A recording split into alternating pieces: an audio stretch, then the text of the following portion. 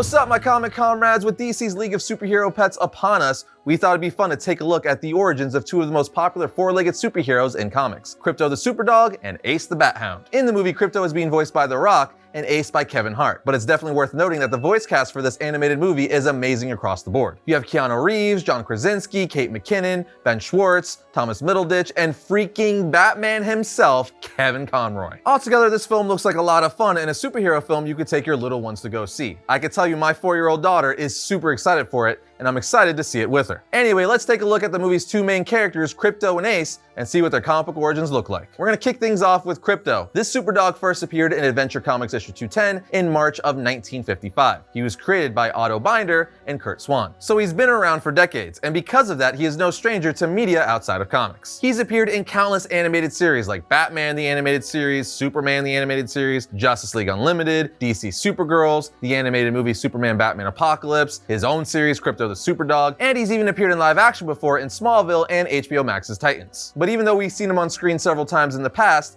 you might not know his comic book origin, so let's get into it. We get his origin in his first appearance in Adventure Comics issue 210. At the beginning of the issue, we see a dog catcher say, "Another stray mutt without a license. Into the wagon you go." As a white dog, aka Krypto, jumps into his truck. The dog catcher closes the door and walks away, but when he does, he says, "What's that? Sounds like someone dropped a boulder on my truck." As we see Krypto crash out of the side of his truck. Young Superman, aka Superboy at the time, then helps the dog catcher patch up his truck and put back the dogs, except for Krypto. Meanwhile, we see Krypto get in the way of some thieves after they rob a store, and when they shoot the dog, they realize he's somehow bulletproof. Long story short, Superboy bumps into Krypto, who flies away. And when he catches up with Krypto, he uses his X-ray vision to find a bone buried underground. Saying, "Does he have all my powers? My X-ray vision shows an old bone buried here. If he spots it too," and he does, digging underground to get it. While he's digging, Superboy says he did. With supervision, he's as much a superdog as I am a Superboy. But how can this be? Where did he come from? If I only knew. At this point, Krypto flies away over a tree and leads Superboy to his crashed ship. Superboy then pulls a note out of his ship and says, "This space rocket crashed here just recently. It probably brought him to Earth. But from what other world? Wait, this written record. Why, it's in the language of Krypton, the world of my birth." It tells how years ago, before Krypton blew up, scientists experimented with rockets, hoping to achieve a workable spaceship. Before daring to send up human pilots, of course, they used test animals in the untried rockets. As we see a flashback of Kryptonians putting a monkey in a rocket. The flashback continues saying, "Meanwhile, in the home of one particular scientist, said scientist says our planet may blow up at any moment. Time is too short to seek more test animals. I'm sorry, but I must use Krypto now. It's an emergency." His wife, holding a crying baby, says, "Our baby loves his pet puppy so much, but I understand, dear." We then see the scientist shoot the puppy in the rocket while the caption reads, "Of course that experimental rocket never returned. Perhaps a meteor bounced it deep into space where it drifted aimlessly for years, and during that time, the super puppy grew into a super dog before finally reaching the Earth." Then back in the present while reading the notes, Superboy says, "Wait a minute, this record was signed by Jor-El, my father. Then I must have been that super baby, and the pup Krypto was my pet." Krypto licks Superboy's face as he says, "Krypto, my very own dog. Kind fate has brought us together again after all these years. And I could tell you're happy too." After this, we see that Superboy realizes having a dog isn't so easy, especially a super one. By the end of the issue, Krypto runs away in deep space, with Superboy saying, after all, like any frisky dog, he wants to roam the universe, a mere backyard to him. Well, considering he was such a big bother, I'm glad he's gone. Krypto, my pal, the only dog of my own I ever had. Maybe he'll come back once in a while, just to say hello. And yes, we all know he did indeed come back, because he would go on to be Superboy and Superman's pet sidekick, Krypto the Superdog. Now that you know Krypto's origin, let's take a look at Ace the Bat Hound's backstory. He first appeared in Batman Volume 1, issue 92 in June of 1955, the same year as Krypto. Although Krypto beat Ace the Bat Hound by a few months. Anyway, in Batman 92, we see Batman and Robin on patrol one night in Gotham City. And while they're passing a river, Robin says, "Look, Batman, that dog trying to swim the river. He's sinking." Batman tells him, "Come on, Robin, we can't let him drown." So they rescue him, with Batman saying, "We'll take him home with us and find his owner." Back in the Batcave, Grayson says, "He's feeling perkier now. We could put a lost and found notice in the morning papers." Bruce says, "And since I can't give the Batcave as my address, I'll advertise as Bruce Wayne." Good thinking, Bruce. I just love the common sense that writers had characters say back then. It was a more innocent time. They later look at the ad in the paper with Dick saying, "In a way, I'll be sorry when his owner turns up. I've grown fond of that pooch, and he seems to like us too." But as Batman and Robin go to leave in the Batmobile, the dog chases them and jumps inside. Shortly after, while Batman's inside the police headquarters, Robin decides to make Ace a mask out of a black cloth from a tool bag that was inside of the Batmobile. But it doesn't stop there. He also made a bat symbol for his collar, saying to Batman, now no one could recognize him. Now you may be asking, who is going to recognize this dog?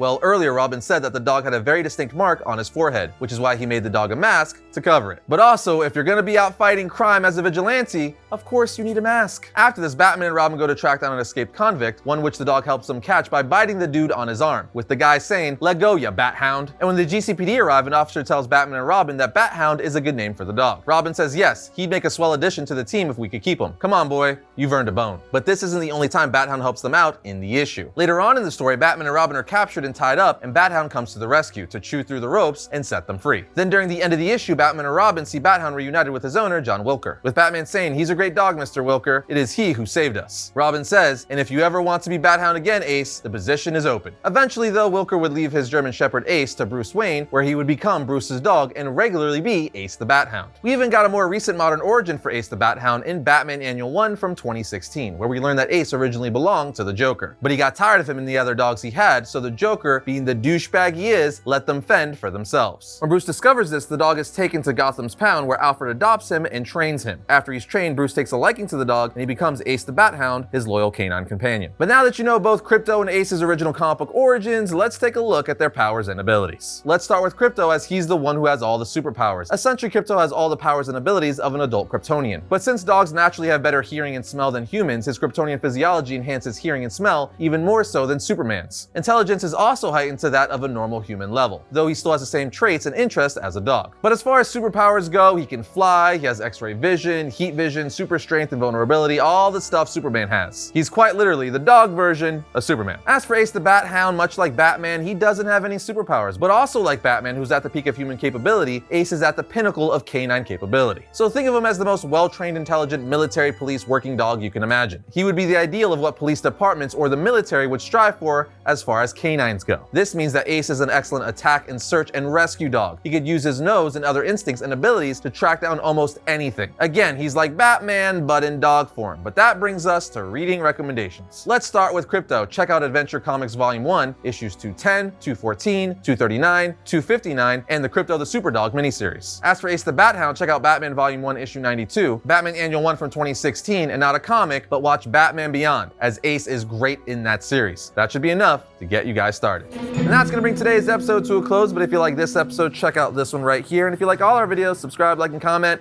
It helps us out. But I'll see you guys next time when I talk about all things comics.